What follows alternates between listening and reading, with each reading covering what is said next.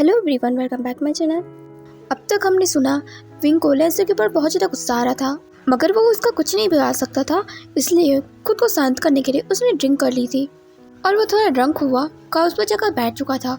कुछ समय बाद विंग का बॉडी गार्ड उससे चलने के लिए कह रहा था, मगर विंग तो ड्रंक होकर सो चुका था और इसी वजह से विभूषण एक्टिव हो गया था और वो फुल्ली कंफ्यूज था। वहाँ पर वो एक छोटे बच्चे की तरह बैठा हुआ था और उस बॉडीगार्ड की तरफ एक टुकुर देख रहा था, क्योंकि उसे समझ में नहीं आ रहा था वो यहाँ करने क्या आया है। क्योंकि जिस नोटबुक से वो दोनों कम्युनिकेट करते हैं उसे तो लेंसर ने रख लिया था, तो विंग को नोटबुक नहीं मिली थी और उसे पता भी नहीं था विभूषण यहाँ क्या करने आया था और उसे आगे क्या करना है। उसे कोई इन्फॉर्मेशन नहीं थी, इसलिए वो थोड़ा कंफ्यूज था। साथ में उसे अजीब सा फील होने लगा था। वो अपनी नींद के नीचे रब करता हुआ अजीब सा फेसेस बना रहा था। वो सामने खड़े पर्सन से पूछता है, यह वॉशरूम कहाँ है, मुझे वॉशरूम जाना है। और वो वॉमिट करने जैसा फेसेस बना रहा था। वो गार्ड सॉन्ग लैन से पूछता है, तब सॉन्ग लैन विंग की हेल्प करता है। अब विंग ने ड्रिंक की थी, अब इसका असर विभूषण पर पड़ रहा था, इसलिए उसे कुछ भी ठीक नहीं लग रहा था। इसलिए सॉन्ग लैन विभूषण को साउथ सिंचन के पास ले जाने को कहता है। वो इस वक्त कौन से हॉस्पिटल में ये भी बताता है और फिर साउथ सिंचन को कॉल करके भी ये बात बता देता है। विभूषण उसके पास आएगा। अब साउथ सिंचन के केबिन में सुयंग भी बैठा होता है और साउथ सिंचन उसकी ड्रेसिंग कर रहा होता है, क्योंकि उसे काफ़ी चोट लगी थी। ड्रेसिंग होने के बाद साउथ सिंचन उसे जाने को कह रहा था, मगर सुयंग वहाँ बैठा उसके साथ फ्लर्ट कर रहा था। इतने में विभूषण वहाँ आ जाता है।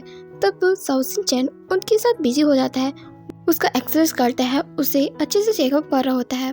उसे जब भी मौका मिलता है तो वो इस तरह की हरकतें करता है ताकि विंग के साथ कुछ भी अननॉर्मल हो तो वो हर चीज़ के लिए रेडी रहे।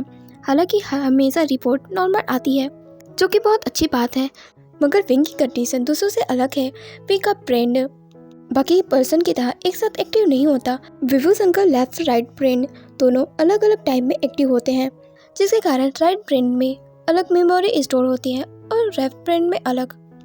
ये केस बहुत ही पेचीदा है, मगर फिर भी वो दोनों एक दूसरे से कहीं ना कहीं कनेक्टेड हैं। अगर राइट ब्रेन को कुछ होता है तो इसका असर लेफ्ट ब्रेन को भी पड़ेगा। पास्ट में विभूषण ऐसी कंडीशन में फंस गया था। विभूषण के साथ कुछ ऐसा हुआ था जिसके कारण वो अनस्टेबल हो गया था और वो कोमा में जा चुका था, पर साउथ सिंचन की वजह से वो पूरी तरह से ठीक है और इसलिए वो साउथ सिंचन की काफ़ी रिस्पेक्ट करता है। आज वो जो कुछ भी है वो साउथ सिंचन की वजह से है। जैसा मास्टर वैसा स्टूडेंट। विंग की माफिया वर्ल्ड में आ जाने का कारण साउथ सिंचन है, जिसके कारण वो अंडरवर्ल्ड में घुसा है। और ये सीन यहीं कट होता है। अगले सीन में हम विंग को दिखाते हैं जो डिनर प्रिपेयर कर रहा था, पर तभी कोई उसे बैक से हक कर लेता है, जिसकी वजह से विंग फ्रिंज कर जाता है और उसका हाथ गर्म बटर से टच हो जाता है। वो अपना हाथ झटके से हटाता है और वो आ ही कर ही रहा था, लैंसन उसके हाथों को पकड़ता है, उनमें फूंक मारता हुआ अपनी टंग से उसकी हथेली को लिक करता है, जिसकी वजह से विंग की तो जलन कम हो गई थी, लेकिन उसे काफ़ी स्टिकी फील हुआ था और लैंसन की इस हरकत से वो काफ़ी ज़्यादा सॉफ्ट हो गया था। वो काफ़ी हैरत के साथ लैंसन की आंखों में देख रहा था और वो अचानक ही अपने हाथों को पीछे ले लेता है और फिर अपने हाथों को पानी से धोता हुआ कहता है, ये क्या तरीका है, तुम आखिर कर क्या रहे हो।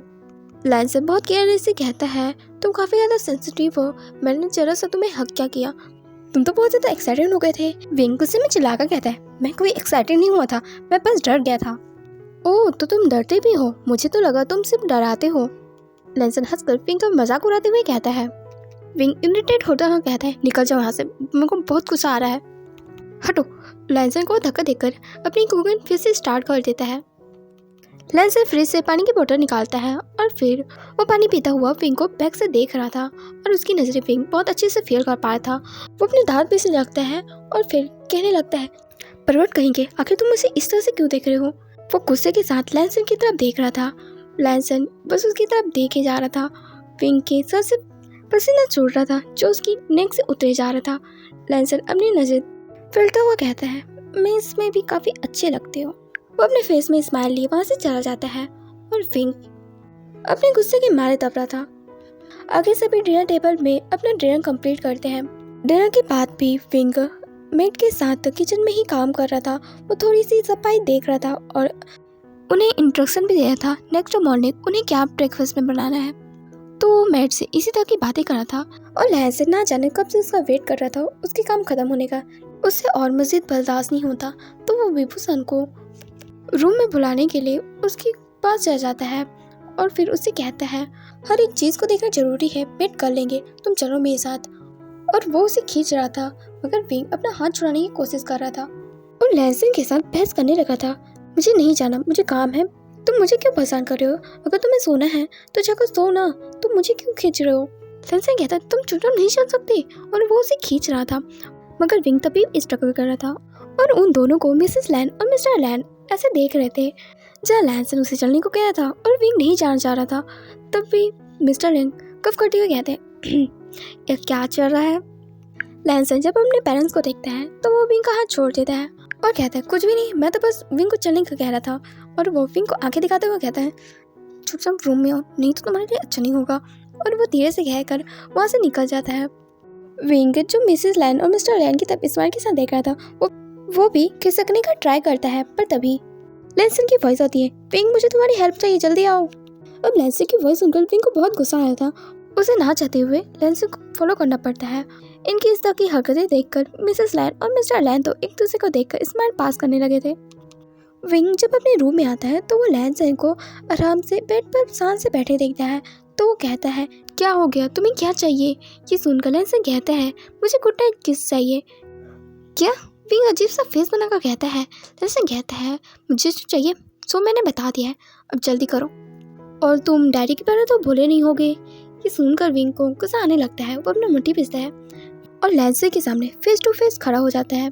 लैंसन उसका हाथ पकड़कर उसे खींचता है, जिससे विंग उसकी तरफ झुक जाता है और उन दोनों के फेस एक दूसरे के बेहद करीब थे। विंग अपनी बड़ी बड़ी शाइनिंग आंखों के साथ लैंसन को देख रहा था। लैंसन स्माइल के साथ कहता है, हनी, अगर तुमने आज मुझे खुश किया तो मैं तुम्हारी डायरी देने के बारे में सोच सकता हूँ। ये सुनने के बाद विंग कहता है, जो तुम चाहते हो मैं वैसा कुछ भी नहीं करने वाला। अगर तुम्हें लगता है उस डायरी से तुम मुझे कंट्रोल कर सकते हो तो ऐसा कुछ भी नहीं है। तुम्हें वो डायरी रखना है तो रखो, क्योंकि मुझे उसकी ज़रूरत नहीं है। जाओ, तुम्हें उसके साथ जो करना करो, मैं तुम्हारी बात नहीं मानने वाला। विंग बिल्कुल डिटरमाइंड था और उसकी बातों को सुनकर लैंसन से कहता है, ओह विंग, तो बहुत ही स्टबर्न हो, but I like it. What? Wing बस एक शब्द कह पाता है। तब तक लैंसन उसे बेड पर खींच चुका था और उसके ऊपर चढ़ चुका था। विंग अपनी आंखें बड़ी किए हाँ करके लैंसन की तरफ देखे जा रहा था और उसका दिल जो जोरों से धड़क रहा था। वो थोड़ा सा घबरा चुका था और लैंसन उसे देखकर स्माइल करता है और झुककर उसके लिप्स में किस करना शुरू कर देता है। उसके माउथ के अंदर अपनी टंग इंसक करके उसकी माउथ को एक्सप्लोर करना शुरू कर देता है और फिर उसकी टंग को सक करने लगता है। विंग ज़्यादा कोई प्रोटेक्शन नहीं कर रहा था, उसे बहुत ही वीक फील हो रहा था और लैंसन जो उसे किस कर रहा है वो उसे करने दे रहा था क्योंकि वो थोड़ा कंफर्टेबल था। मगर जब लैंसन उसकी शर्ट को ओपन कर देता है, उसकी चेस्ट पर अपने हाथ फैलाने लगता है, उसके ब्रेस्ट को पेन करता है, उसे बहुत ही इंटीमेट जगहों में उसे टच करने लगा था। विंग इससे पूरी तरह से कांप जाता है। अब उसकी बस हो गई थी वो और लैंसन को खुद को टच करने नहीं दे सकता था। उसे बहुत ही अजीब लग रहा था। वो लैंसन को अब पुश करने लगता है। लैंसन उसकी नेक पर शक किया जा रहा था और उसके हाथों को हटा रहा था। विंग तो उसे बहुत ही गुस्से से कह रहा था, लैंसन हट जाओ, नहीं तो तुम्हारे अच्छा नहीं होगा। उसकी धमकियां दे रहा था, पर इसका असर लैंसन पर पड़ ही नहीं था। वो अपने हाथों से विंग की बॉडी को एक्सप्लोर कर रहा था, उसे पूरी तरह से पिंच करने लगा था, जिससे विंग दर्द में अपनी आंखें बंद कर लेता है और उसे कुछ पुराने मंजर याद आने लगते हैं, जिसकी वजह से उसकी आंखों में टीयर्स आ जाते हैं और वो लगभग अपनी कांपती आवाज़ में लैंसन को अब दूर होने को कहने लगा था, प्लीज़ प्लीज़ रुक जाओ, प्लीज़ ऐसा मत करो, मुझे दूर हटो। जब विंग की इतनी ब्रीडिंग टोन लैंसन सुनता है तो वो उसकी फेस की तरफ देखने लगता है और वो थोड़ा उससे पीछे हट जाता है और उसे कहता है, तुम इस तरह के इनोसेंट होने का दिखावा मत करो। मुझे ऐसा फील हो रहा है जैसे कि मैं बहुत गलत कर रहा हूँ तुम्हारे साथ। हमारी लीगली मैरिज हुई है, हम दोनों हस्बैंड वाइफ हैं, और क्या तुम सच में हमारे रिश्ते को नहीं मानते? क्या मेरे साथ कुछ भी करना तुम्हारे लिए इतना बुरा है? क्या तुम मेरे बारे में सोच नहीं सकते? विंग, मुझे जवाब दो, मेरी तरफ देखो। मगर विंग ना तो उसे जवाब दे रहा था ना उसकी तरफ देख रहा था। तब लैंसन उसकी चिन को पकड़कर उसे कहता है, विंग अपनी आंखें खोलो और मुझे जवाब दो। विंग अपनी आंखें तो खोलता है और वो जब आंखें खोलता है तो उसकी आंखों में जितने भी आंसू भरे थे वो तो बहने शुरू हो जाते हैं। अब विंग को ऐसे देखकर लैंसन को अपनी मैरिज याद आने लगती है। विंग मैरिज के टाइम इसी तरह से रो रहा था और उसे एहसास होता है विंग खुद को कितना भी स्ट्रॉन्ग बोल्ड दिखाए, मगर अंदर से वो अभी भी एक इनोसेंट बेबी है। लैंसन अपनी हथेलियों से विंग के आंसू पोंछता है और कहता है, मुझे सच बताओ, क्या तुम्हारा कोई बॉयफ्रेंड है? ये सुनने के बाद विंग अपना सर नाम हिलाने लगता है। लैंसन अपनी आंखें छोटी कर लेता है और फिर से पूछता है, क्या तुम सच कह रहे हो? मैं सच कह रहा हूँ, मेरा कोई बॉयफ्रेंड नहीं है। वो लैंसन को बड़े ही अजीब से डर के साथ देख रहा था। लैंसन उसके फेस की तरफ थोड़ा सा झुकता है और कहता है, अच्छा तो उस दिन तुम्हारे साथ वो दो अल्फा थे, वो दोनों कौन है? ये सुनने के बाद विंग तुरंत ही आंसर करता है, वो दोनों मेरे पार्टनर्स हैं, मेरे मेंटोर हैं। ये सुनकर लैंसन कहता है, अच्छा वैसे तुम इस तरह के उटपटांग से काम उनके साथ कब से कर रहे हो? अब जाकर विंग की भावना तन गई थी और वो लैंसन की तरफ घूरने लगा था। लैंसन उसे आंखें दिखाते हुए कहता है, क्या जवाब दो? आई थिंक मैं जब हाई स्कूल में था तब से। ये सुनने के बाद लैंसन हंस के रात कहता है, क्या हाई स्कूल से? और तुम्हारे फादर को इस बारे में पता है? ये सुनकर विंग नोट करता है और वो अपना फेस टर्न कर चुका था। लैंसन दोबारा से उससे सवाल करते हैं, आखिर इस तरह की इलीगल काम करने की वजह क्या थी? मगर विंग अब उसके कोई भी सवाल के जवाब नहीं देता। लैंसन उसे फोर्स कर रहा था। विंग चिल्लाकर कहता है, पहले मेरे ऊपर से हटो, तुम कब से मेरे ऊपर चढ़े हुए हो? उसकी लाउड वॉइस सुनकर लैंसन अपनी आंखें बड़ी करता है। फिर वो उसके ऊपर से हटकर उसके बगल में लेट जाता है और उससे कहता है, अच्छा ठीक है, तुम मुझे नहीं बताना चाहते, मैं तुम्हें ज़्यादा फोर्स नहीं करता, और वैसे भी बहुत ज़्यादा रात हो गई है, मुझे बहुत नींद आ रही है, सो गुड नाइट। और उसकी वो फोरहेड में किस करता है, उसके चिक्स में किस करता है, उसके लिप्स में किस करता है। फिर फाइनली वो उसे हक कर लेता है और वो सोने लगा था। मगर हमारी विंग की तो आंख लगी ही नहीं रही थी, वो बहुत मायूस था और लैंसन की बाहों में एक साइलेंट कोला बन चुका था। कुछ पुरानी यादें जो उसे अब भी याद है, जिनसे वो अभी भी उभर नहीं पाया है, वो उसे अब भी परेशान करती थी, जिसके कारण उसके अंदर डर और हेजिटेशन भरा हुआ था और वो अपनी मैरिज लाइफ में आगे बढ़ने से कतरा रहा था। ऊपर से लैंसन को लेकर उसकी कोई खास फीलिंग नहीं है। लैंसन तो उसे फोर्स कर रहा है, उसे अपनी उंगलियों में नचाना चाह रहा है, जो चीज़ विंग को बहुत परेशान करी थी। ऊपर से उसकी यादें जो उसे अभी भी डरा देती हैं, जिस चीज़ को विंग ने किसी को भी शेयर नहीं किया। यहाँ से फ्लैशबैक में 16 ईयर ओल्ड विंग को दिखाते हैं। वो बस अपनी स्कूल से घर लौटा हुआ था। वो कुछ लोगों को, यानी को उनके साथ ले जाते हुए देखता है। वो जंग फेमन से पूछता है, आखिर वो लोग यानी को कहाँ ले जा रहे हैं? जंग फेमन बहुत ही गुस्से से कहते हैं, मेंटल हॉस्पिटल। वे उनसे रिक्वेस्ट करने लगता है यानी को वहाँ ना भेजे, मगर जंग फेमन उसकी कुछ नहीं सुनते। वो उन लोगों को यानी को अपने साथ ले जाने को कह देते हैं। विंग उन्हें रोकने की ट्राई कर रहा था, मगर वो सभी यानी को गाड़ी में बैठाकर अपने साथ ले जा रहे थे। विंग उन एम्बुलेंस का पीछा करने लगता है। वो नहीं चाहता था यानी उससे दूर जाए। वो जितना तेज़ दौड़ सकता था उतना तेज़ दौड़ता है और उस एम्बुलेंस का पीछा करते रहता है, मगर कितनी देर तक? वो थक कर गिर जाता है। इतने में जोरों शोरों से बारिश शुरू हो गई थी और विंग की आंखों से भी आंसू बहने लगे थे। वो सड़क पर अपने पंच मारने लगता है और अपनी ही सुध में वो कहाँ जा रहा है उसे कुछ नहीं पता। वो बस चढ़ना शुरू कर देता है। वो बिल्कुल बेसुध था। बारिश अब बंद हो चुकी थी और विंग एक जगह बैठा ठंड में कांप रहा था। उसके पूरे कपड़े गीले और गंदे हो चुके थे। वो इस वक्त कहाँ है उसे नहीं पता था। इस वक्त वो बहुत डरा हुआ था क्योंकि इस एरिया को वो पहचान नहीं पा रहा था। एक शेल्टर के नीचे से एक पर्सन कब से उसे ही देखे जा रहा था। बहुत समय से विंग वहीं पर बैठा है। ये देखकर वो पर्सन आगे आकर विंग से पूछता है, ए लड़के, आखिर तुम यहाँ क्या कर रहे हो? क्या तुम खो चुके हो? ये सुनने के बाद विंग बस उसकी तरफ देख रहा था। वो तो सहम गया था। वो पर्सन से कहता है, मुझसे डरो मत, मैं तो तुम्हारी मदद के लिए आया हूँ। वो पर्सन बहुत ही अच्छे से विंग को अपनी बातों में फंसाने की कोशिश कर रहा था, मगर विंग को वो पर्सन कुछ ठीक नहीं लग रहा था। विंग वहाँ से जाने की कोशिश करता है, पर वो पर्सन विंग को जबरदस्ती पकड़ लेता, उसके मुंह पर अपने हाथ रख लेता है। विंग तो बस उसके हाथों में छटपटा रहा था। वो पर्सन एक मिडिल एज अल्फा था और विंग से बहुत ज़्यादा स्ट्रॉन्ग। वे उसके सामने कुछ भी नहीं कर सकता था। वो बस यानी अंकल याद करता हुआ रोने लगा था। वो पर्सन उसे अपने साथ ले जाता है। विंग इस वक्त एक स्लम वाले एरिया में था और वो पर्सन उस स्लम वाले एरिया के और भी अंदर उसे ले जाता है और उसे एक झोपड़पट्टी के अंदर फेंक देता है। विंग बहुत ज़्यादा घबरा गया था और रोने लगा था और रिक्वेस्ट करता, मुझे जाने दो यहाँ से। मगर उस पर्सन के तो बहुत ही गलत इरादे थे। वो बहुत लस्टफुली विंग को देखने लगा था। विंग हेल्प के लिए चिल्लाने लगता है तो वो पर्सन उसे स्लैप मारता है और उसे चुप रहने के लिए कहता है और फिर वो विंग को एक खाट के ऊपर फेंकता है। विंग बुरी तरह से सहम गया था। वो पर्सन उसके साथ बहुत ही मिसबिहेव करने लगा था। उसके कपड़े तक उसने फाड़ दिए थे। विंग उसके सामने न्यूड था और वो पागलों की तरह रो रहा था। वो भीख मांग रहा था उसे जाने देने के लिए। मगर वो पर्सन उसके ऊपर था। विंग अपने हाथों से उसे पुश करने का बहुत ट्राई कर रहा था, मगर उसके बाजू में इतनी ताकत ही नहीं थी जो उस पर्सन को वो पुश कर सकता। उसने हार मान चुकी थी और वो अपने होश में नहीं था। उसके साथ क्या हो रहा है उसे नहीं पता था। जब वो पर्सन विंग के साथ वो सारी थिंक कर रहा था, तभी कोई बाहर से उसे आवाज़ दे रहा था कि पास्टर, कमीने, भिखारी बाहर निकल, और उस पर डोर पर नॉक कर रहे थे, जिसके कारण उस पर्सन को काफ़ी गुस्सा आ रहा था। उसका मूड पूरा ख़राब हो गया था। वो विंग को छोड़ता है और अपने कपड़े पहनकर बाहर निकल रहा था। और वो जब बाहर निकलता है तो कुछ लोग उसकी पिटाई करते हैं, क्योंकि उसने जिससे उधार लिया था वो उसके पैसे नहीं लौटा पा रहा था। तो वो लोग उसे पीट रहे थे। तब वो पर्सन कहता है, मुझे कुछ टाइम दो, मैं तुम्हारे पैसे लौटा दूंगा।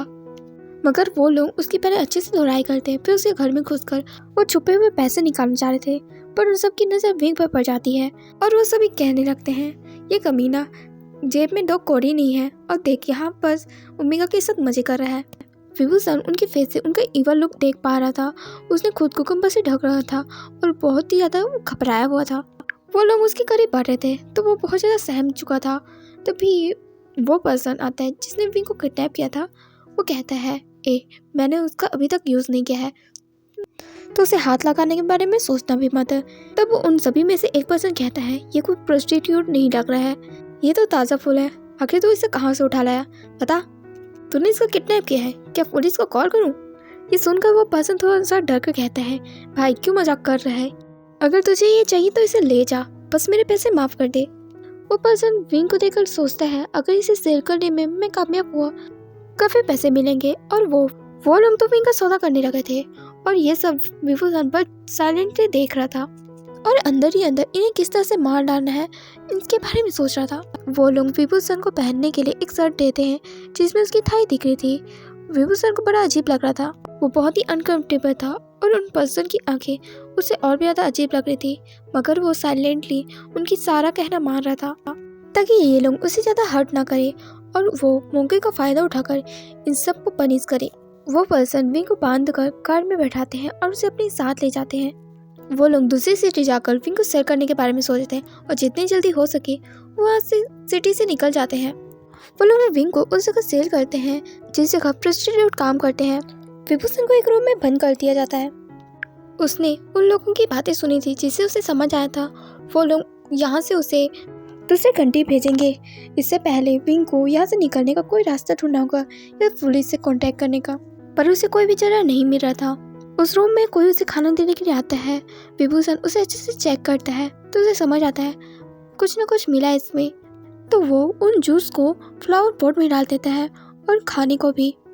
एंड देन ऐसा दिखाता है जैसे उसने खाना खा लिया और वो बेहोश होने की एक्टिंग करते हैं। वो लोग विंग को बेहोश देखकर उठाकर उसे अपने साथ ले जा रहे थे।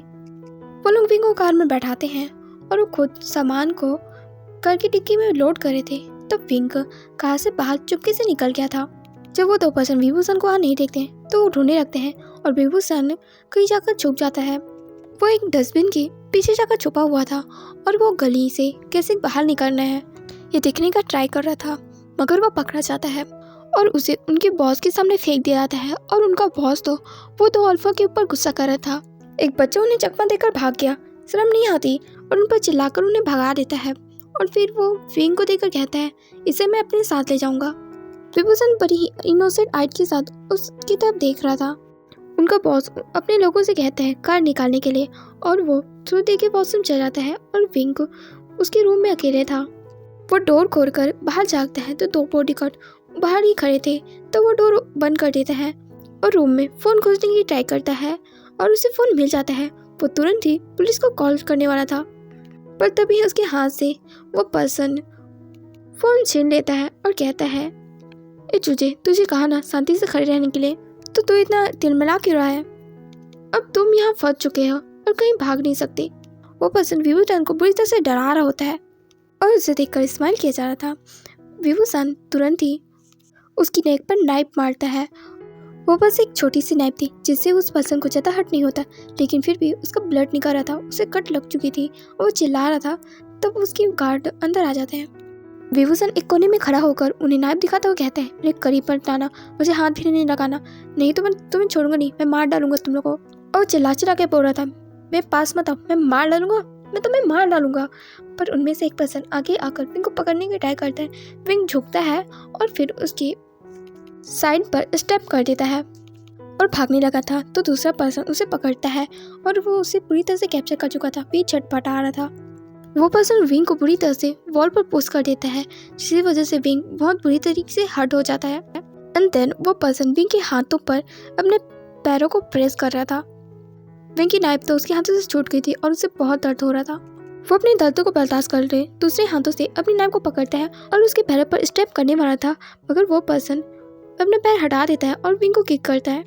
विभूषण बुरी तरह से इंजर्ड हो गया था, इसके बावजूद फाइट करने की कोशिश कर रहा था। वो हार नहीं मानना चाह रहा था। वो तीनों अल्फा के सामने वो डट कर खड़ा हुआ था और विंग की इस हरकत से तो दूसरा कोई इम्प्रेस हो रहा था, और वो सॉन्गलैंड था जो उस रूम में एंटर कर चुका था।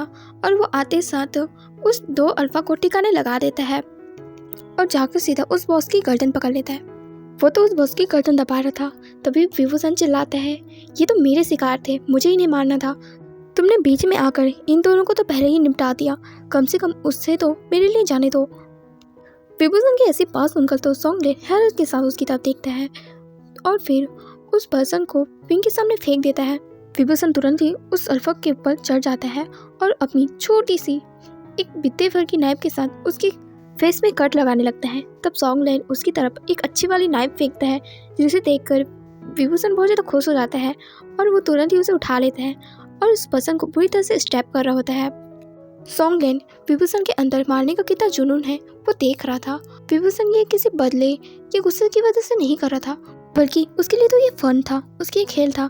हर एक स्टेप के साथ वो जिस तरह से स्माइल कर रहा था, उसकी स्माइल और भी बड़ी हो जाती थी जब वो पर्सन दर्द में कर रहा था। विभूषण बिल्कुल क्रेजी रिएक्ट कर रहा था। सॉन्गलैंड उसे पीछे से कॉलर से विभूषण को पकड़ता है और पीछे खींच कर कहते हैं, अब चलो हमें यहाँ से निकलना होगा, नहीं तो इसके लोगों ने हमें पकड़ लिया तो बहुत बुरा होगा। चलो अब हमें यहाँ से निकलना होगा। विभूषण भी उसे फॉलो कर रहा था और उसकी सारी बात मार रहा था। सॉन्गलैंड विभूषण को एक खंडर जैसी सुनसान जगह पर ले आता है और उसे अपनी बाइक से उतरने को कहता है। विभूषण बाइक से उतरकर सॉन्गलैंड की तरफ देख रहा था। सॉन्गलैंड से कहता है, हे लेडी रोमिंगा, क्या तुम मुझे अपने बारे में बताओगी? विभूषण साइलेंट रहता है। तब सॉन्गलैंड कहता है, अरे तुम मुझे अपने बारे में बताओगे तभी तो मैं हेल्प कर सकूंगा। ये सुनकर विभूषण कहता है, मुझे तुम पर ट्रस्ट नहीं है। ये सुनकर सॉन्गलैंड कहता है, अच्छा अगर मुझ पर ट्रस्ट नहीं था तो मेरे साथ इतनी दूर क्यों आए? विभूषण बड़ी एटीट्यूड में कहता है, मुझे भले ही तुम पर ट्रस्ट ना हो पर मुझे खुद पर ट्रस्ट है, मुझ पे इतने गट्स है, मैं तुम्हें जान से मार सकता हूँ अगर मेरे साथ कुछ भी गलत किया तो। ये सुनकर सॉन्गलैंड स्माइल करने लगता है और कहता है, ओ क्रेजी ओमेगा, तुम्हें सच में बहुत गट्स है, दिखते पिद्दे भर के हो और फिर अल्फा से लड़ने चले हो। विभूषण बड़ी ही गुस्से से देख रहा था। सॉन्गलैंड उसकी चिक्स को पुल करते हुए कहता है, तुम क्रेजी हो पर बहुत ही इंटरेस्टिंग हो, क्या मेरे साथ रहोगे? विभूषण बस सॉन्गलैंड की तरफ देख रहा था और वो अचानक ही सॉन्गलैंड का मास्क उतार देता है और फिर उसे कहता है, तुम तो हैंडसम हो। यहाँ पर तो सॉन्गलैंड को बिल्कुल भी समझ नहीं आता उसे क्या रिएक्ट करना चाहिए। उसकी तो आंखें हैरत से बड़ी हो गई थी, क्योंकि आज से पहले किसी ने भी उसे इस तरह की कॉम्प्लीमेंट नहीं दी। वहीं विभूषण तो थोड़ा ब्लश कर रहा था और फिर वो कहता है, अग्गा मुझे बहुत भूख लग रही है, मुझे नींद भी आ रही है। वो तो सॉन्गलैंड के सामने बहुत ही क्यूट बनने की कोशिश कर रहा था और बहुत चाइल्डिश बर्ताव कर रहा था। सॉन्गलैंड उसे बस देख रहा था। और इस पार्ट को यही एंड करते हैं। Thanks for watching guys. Please like, comment and subscribe. Next part में फ्लैशबैक एंड हो जाएगा। उम्मीद करती हूँ आज का पार्ट आपको पसंद आए।